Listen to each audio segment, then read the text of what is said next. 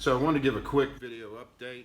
Been on the anabolic diet 2 months and I'm down about 30 pounds. So started 270, 272, and now I'm down to about 242.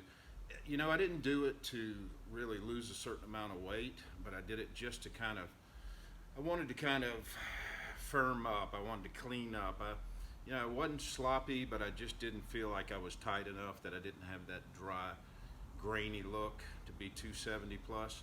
So what I'm going to start now is I'm going to start on a clean bulk. So what I'll start doing is I'll really start rotating my carbs, where I do 3 or 4 days with high carbs, maybe a couple medium carb days, and then low carb days. And on the high carb days, I'm going to do a calorie surplus and do what's called a lean bulk. So I'll let you know. I'll start posting as far as what my macros will be. If you guys are interested, if you want to do the diet with me, just hit me up and I'll send it to you. It's nothing, carb cycling sounds too fancy to me.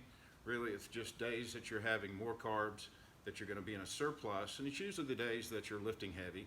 So the theory is to really try to recomp, to take that nutrition and partition it so that it's not going but anything but muscle. Now, we all know that that's not 100% how it's going to work. You always have a little bit of spillage, but after I get through doing this, I'll do another short version of the anabolic just going into the summer. So I'll probably go back up to the similar body weight.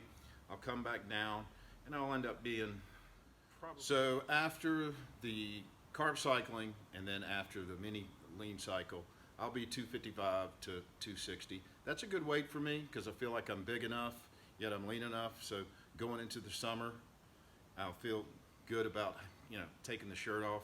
If I'm bigger than that, especially if I feel sloppy, I'm just hating it. You're hating it when you're going to the beach, take the shirt off.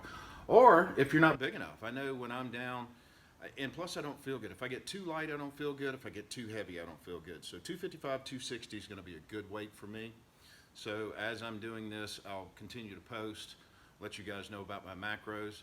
I've had some people ask me, what I'm taking, what I'm on.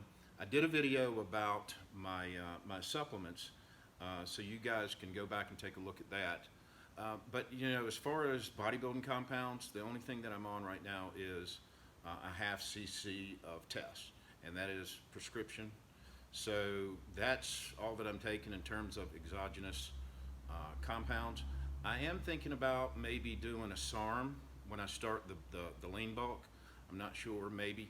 I've tried the SARMs before. They work really well. I think you have to have certain expectations if you're doing it. It's not a steroid, so it'll work, but don't expect it to work like a steroid. And you guys know how I feel about steroids and have seen my video on it. I have nothing against them. I'm not pro, I'm not con, I'm just about what works for me, and I've just never been able to go down that route, just like I've talked about before in my video. If you do, just make sure that you're taking care of yourself, you're doing your blood work, you're going to the doctor, and that you've got a handle on your health, because nothing's more important than that. I also had some people asking me, how did I learn about bodybuilding? How did I learn about fitness? And the easy answer to that is just living it.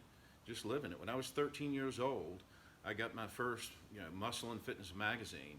And so I learned so much from that. But when I really started learning is when I went to the gym and, met Kenny Newman and met Mark Neal. And there's guys now to this day that I talk to that are still a resource for me. And that's what's going to be best for you guys. I still talk to Mark Neal, to Spud, to Donnie Thompson, even Cedric McMillan. So, these guys and gals are the ones that are going to help you. You can learn a lot. I am ISSA certified, but what I've really learned, I've lived just through my exposure of other people who, know so much more about it than I ever did. And so when you're looking at this collective of people that you're getting all this knowledge from, nothing beats that. So that's my best advice as far as doing it. Do your own research, take a class, look up whatever you want to on the internet, but you really got to to live it and experience it as far as the lifestyle with people that know this and can share it with you. There's no substitute for that. Anyway, enough of that rant. If you want one of these diets, let me know. Hit me up.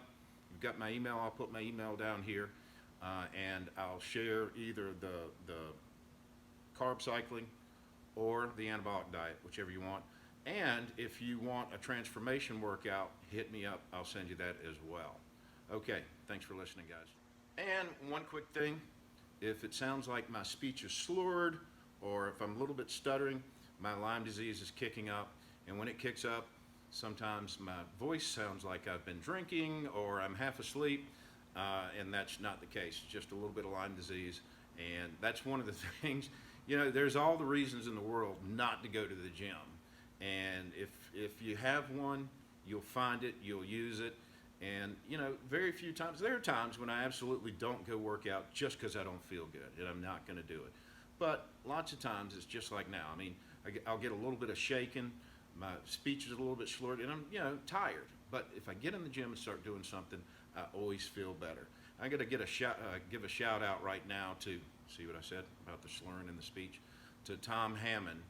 Tom Hammond had stage 4 cancer and had a medical chemo pump on his side and still came to Dog Hill Gym and got a workout. So that guy is definitely the toughest guy I've ever worked out with. So don't look for a reason to go to the gym.